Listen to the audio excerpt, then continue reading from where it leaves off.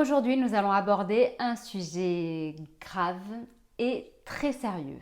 En effet, on va se poser la question de savoir si la crise bancaire ne pourrait pas potentiellement cacher autre chose et si au final les citoyens français n'étaient pas assez consultés et surtout informés. Si ce type de sujet vous intéresse et que vous vous posez des questions à ce sujet, regardez la vidéo jusqu'au bout.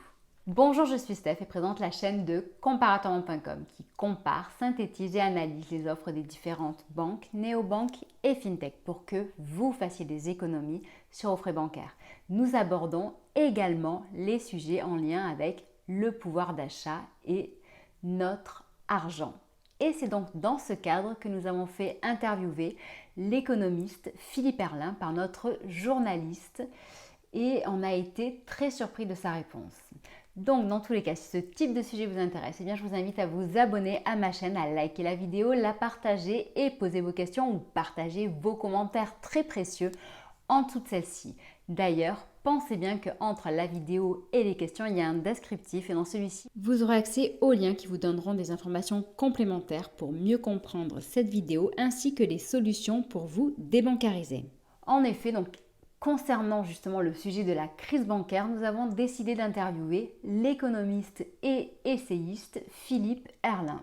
Philippe Herrlin est de notoriété publique. Il est chercheur en finance, écrivain, entrepreneur. Il intervient souvent sur les plateaux télé ou à la radio. Il a également 12 livres à son actif ou peut-être plus à propos de Bitcoin, à propos de l'économie, à propos de l'investissement. Là, nous avons voulu aborder avec lui justement cette question de la crise bancaire pour savoir si, en cas de crise bancaire, qu'est-ce qu'il se passerait pour notre argent?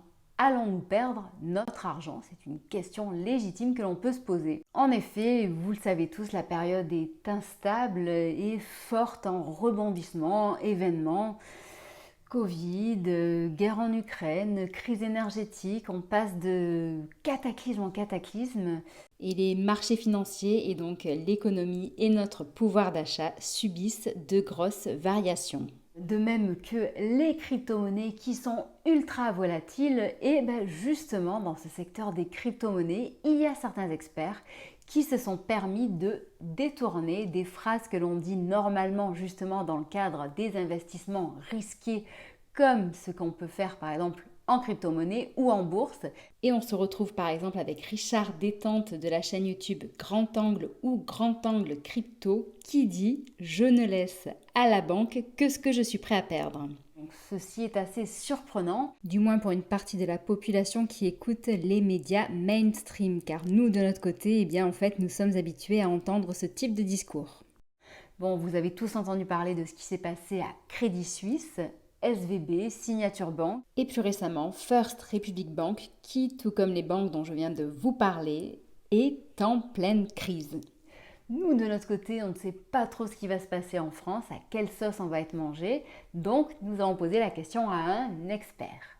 Et sa réponse est plutôt surprenante et c'est pour cette raison que j'ai voulu la partager avec vous aujourd'hui. Il s'agit de son point de vue et il est donc discutable, bien entendu, donc dites-moi ce que vous en pensez, mais à ses yeux, au vu du contexte inflationniste et économiste incertain, il est recommandé de sortir des banques et de l'euro en investissant par exemple, donc toujours selon lui, dans l'or, qui est une excellente valeur refuge, Bitcoin ou l'immobilier pour ceux qui le peuvent encore. Donc comme je l'expliquais, ceci est un point de vue et est 100% discutable. Cependant, si cela vous intéresse, justement, je vais vous parler de ces solutions pour vous débancariser. Donc là, on parlait de la faillite bancaire, mais dans un cadre similaire, on peut également parler de Eurovita, cette assurance vie italienne qui a également fait faillite et dont le rachat anticipé de ses polices d'assurance a été bloqué pendant un certain temps. Donc ces 350 000 clients se sont retrouvés coincés. Vous l'avez compris, les faillites ne sont donc pas à écarter. Et en cas de crise, cependant, ce qu'il faut savoir, c'est que les retraits, c'est-à-dire donc les fonds des clients, sont bloqués. Et c'est également ce qui pourrait se passer en France avec les assurances vie car la loi Sapin 2 le permet. Le fameux too big to fail n'est plus. Philippe Erlin nous explique très clairement que le risque majeur provient de l'augmentation des taux d'intérêt directeurs des banques centrales. Et comme on peut le voir sur ce graphique de Statista, en 2021-2022, la majorité des banques centrales justement sont coordonnées. La question sous-jacente à tout ce que je viens d'expliquer est la suivante. Est-ce que les crises bancaires pourraient entraîner la fin de notre monnaie fiduciaire telle que nous la connaissons aujourd'hui? Et c'est donc justement là que je voulais en venir et que justement l'expert Philippe Erlin nous a alerté et nous a dit qu'il y avait potentiellement un gros problème. En effet, vous le savez, les banques centrales veulent lancer les fameuses MNBC ou CBDC, ces monnaies numériques de banque centrale. Donc ce sont des nouvelles monnaies li-euro, li-yuan, li-dollar, bref, chaque banque centrale est dans les starting blocks pour lancer sa propre monnaie numérique. Christine Lagarde nous l'explique lors de ses nombreuses interventions.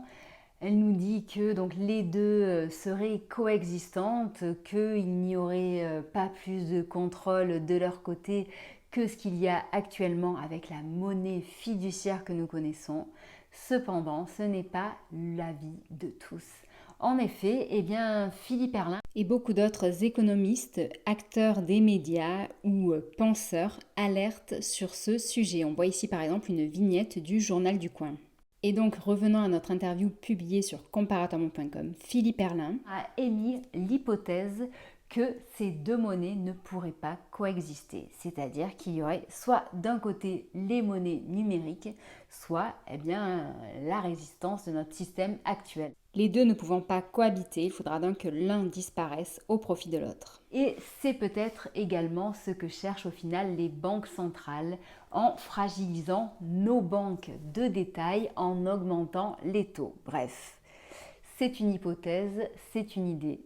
Voilà, je voulais juste vous la soumettre parce qu'au final, aujourd'hui, on se rend bien compte que ce type d'information n'est pas forcément divulgué et que surtout, nous ne sommes pas consultés justement par rapport, par exemple, au lancement de ces MNBC. Vous a-t-on demandé votre avis pour savoir si vous vouliez justement de cet euro numérique? Il me semble que non. On nous l'impose, on nous dit qu'il arrive, on nous dit qu'il est en projet, qu'on dépense des millions justement pour investir sur cette blockchain, pour lancer cette monnaie, mais on ne nous demande rien. Je voulais justement partager avec vous cet échange que nous avons eu avec Philippe Erlin et savoir, vous de votre côté, ce que vous pensiez de cette monnaie numérique. En sachant que nous avons fait de nombreuses enquêtes et de nombreux articles à ce sujet, qu'on vous explique justement que ces monnaies numériques sont 100% traçables, sont programmables, peuvent être également du coup paramétrables pour avoir une durée de vie limitée et que elles peuvent être reliées aussi par exemple dans le pire des cas à un système de crédit social où si vous n'avez pas fait telle ou telle action, vous ne pouvez pas acheter telle ou telle chose. Bref, voilà vers une éventualité vers laquelle nous nous tournons en sachant qu'aujourd'hui nous ne voulons certainement pas ça, du moins moi pour ma part je n'en veux pas. Je ne sais pas ce qu'il en est pour vous, donc dites-le moi sous cette vidéo, dites-moi ce que vous pensez de cette hypothèse et dites-moi quel serait votre avenir idéal justement par rapport à cet argent qui très souvent est tabou en France, alors que ce n'est juste qu'une énergie qui permet de payer ce que l'on doit à quelqu'un qui a fourni lui-même une énergie pour produire ce qu'il a fait et que vous lui prenez de son temps. Bref, c'est donc juste un flux qui n'a pas à être tabou et qui n'a pas forcément au final non plus à être 100% tracé. Prochainement, je ferai une vidéo à propos de la débancarisation pour vous présenter justement quelles sont les solutions que l'on peut utiliser pour sortir son argent et son épargne des banques, en sachant que je ne suis pas un conseiller financier et que si de votre côté vous voulez des conseils justement d'un expert en investissement, vous avez les coordonnées de cette personne qui sont présentes dans le descriptif sous la vidéo. Donc de notre côté, on va parler de quoi? On va parler par exemple du Bitcoin, le Bitcoin que l'on peut par exemple acheter avec Binance. Vous avez un lien avec des privilèges accessibles sous la vidéo. Il y a également aussi la possibilité d'acheter de l'or oui, mais hors du système bancaire. Pour ce faire, nous avons justement une collaboration avec le site or.fr. Concernant l'immobilier, eh bien, nous avons également un acteur ultra sérieux qui s'appelle Novanea, qui a un catalogue immobilier ultra important et de même des conseillers qui sont là pour vous accompagner dans vos projets. Ensuite, se débancariser, ça passe pour nous avant tout par la multibancarisation pour ne pas avoir tout son argent dans les mêmes banques. J'ai fait de nombreuses vidéos à ce sujet, n'hésitez pas à piocher un max d'informations ou sinon consulter le lien qui est présent dans le descriptif. Sachez que nous sommes présents sur Facebook, Twitter, Instagram et LinkedIn pour vous aider à mieux gérer votre argent, pour vous aider à réduire vos frais fixes inutiles.